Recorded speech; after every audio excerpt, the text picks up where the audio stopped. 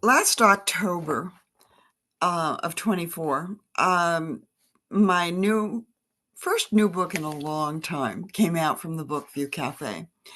It's called Family Bedrock, and it's in the same world as the Tess Non-Quare adventures, and Tess does make a cameo appearance in this story, but it's not her story. So we're focusing on a couple of different people this time. And the prologue will actually introduce you to all of the major characters. And I hope you can have as much fun reading this book as I had writing it. It is an homage to the world of the science fiction fantasy conventions. And there are some characters that you think you might recognize if you attend conventions, but they aren't really those people, just similar. Okay? Okay. The prologue for Family Bedrock. Lewis Metcalf peered at the widely spaced individual pixels on the enlarged photograph that had landed on his desk at Homeland Security, tucked into the middle of a file of vague UFO reports that obviously needed no further investigation. Maybe the universe meant for him to see this particular digital image because no one else would understand the implications. He outlined a small section of gray dots and reduced the magnification so that they shrank together. A lozenge shape took form. Clearly, this discoloration had no edge with so small a selection. The discoloration could be a very strange birthmark. He didn't think so. Wow. He had to sit back and shove his glasses to the top of his head, blinking rapidly while he pinched the bridge of his nose. Then he replaced his glasses and focused on the adjacent section of pinker dots, combined with another section of the same size. Surrounding the original gray bit, he found a pattern. The pink bled into the gray seamlessly without a definite edge. The director says this has to be a birthmark or other skin anomaly, like dead skin from a frostbite burn. His instincts told him differently. He went back to the original photo at 100% magnification. A face emerged on his screen. Dark hair and almond eyes of a rare moss green color gave him the impression of someone of Asian ancestry, or possibly Amerindian. But the person was tall, half a head taller than his companions. The rumors are true, he gasped, rummaging through files on a different computer screen for a report he'd been trying to ignore. The companion standing with the subject of his investigation gave him the clue he needed to supply their location. One was dressed as a televised version of a spaceship captain. He'd loved that show and binge watched the series every winter. The uniform was accurate down to the holstered energy pistol. Behind him stood a male and female, dressed in the silvery jumpsuit of movie space aliens. The cheaply made, uh, badly directed movie had become a cult classic. Lewis owned it on DVD and watched it every 3 months. A woman at the side of the gathering wore an Alice in Wonderland pinafore. Her escort wore a top hat with multiple drop down lenses on goggles, the uniform form of the steampunk movement. This combination could only take place at a science fiction and fantasy convention. The tall man with a scale on his chin wore a rare costume, not unknown to Lewis.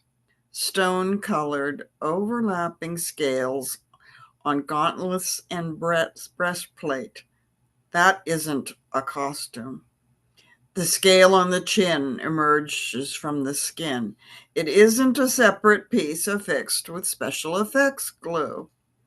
Pieces of information he'd been gathering for ages began to fit together in a complex jigsaw puzzle.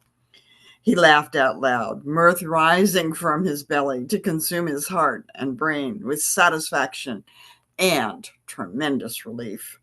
He laughed so loud his assistant dared breached protocol and opened Lewis's lab door without invitation. Sir? Stella asked. She stashed her own glasses in her lab coat breast pocket and focused her long-sighted eyes on him.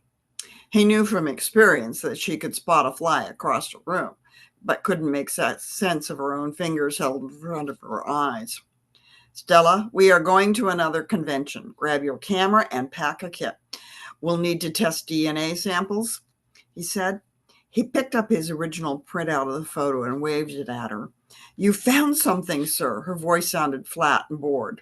That photo is nearly 20 years old. It can't be accurately analyzed, not like modern ones. Cheer up, Stella. This isn't a wild goose chase. I found evidence of aliens, real aliens living among us in disguise. Where else can they hang out in their natural form and be themselves but at a convention where costumes rule? Sir, we've been this route before. You are supposed to be debunking UFO reports. I don't need the spaceship if we find the aliens. He placed the photo in a file folder and added it to the stack he intended to pass on to the director. Sir, is this about the rumors coming out of Black Ops that a terrorist group has been doing genetic experiments to produce warriors who grow their own stone armor? Yes, but I do not believe genetic experiments of this magnitude are possible at the current state of science. These are genuine aliens with the innate ability, or maybe a device, that triggers the armor to grow from a single scale embedded in the skin. Now, where did I put my camera? She stole across the room and plucked the device from his work table, where it always awaited him, in plain sight. We know about the teens with costumes resembling stone armor, Stella said.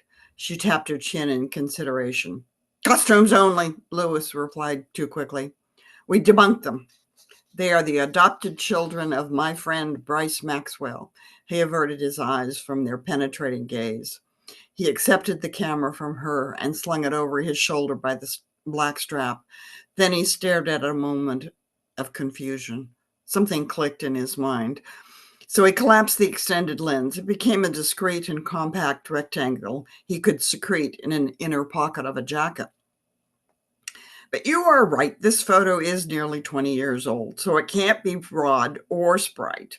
The woman draped around the alien is Jacqueline Johnstone. She's well known for bagging more aliens than anyone in con history. Sir, may I remind you that you have a request from the White House to find the best wording for a new executive order? You can't leave on an unauthorized field expedition until you compose the EO related to this case. Confound it, Stella. I don't have time for such nonsense. It's illegal to kidnap people, even if they are aliens, or to conduct lethal experiments on them. I will not be part of such activity. Besides, we have to have proof of their existence before we can turn the Black Ops troops loose on an innocent population. Though he was pretty sure he had the first bits of evidence in those photos. By the end of the weekend, he'd have proof and know what to do about it. Sir, the White House believes these people are real and they must be brought under our control so we can exploit their natural talents before someone else finds them. Every army in the world is looking for them. All the more reason for me to find them first and organize their legal and physical defense. Sir, can't you word the EO so that detaining these aliens is so wrapped in legalese the order itself will be tied up in court for years, long enough for you to figure out how best they can help our government? I'd rather sign a treaty with them. Lewis bent his head to his computer screen again, bringing up a series of photos for comparison. Treaty. That's the key. Very well, sir.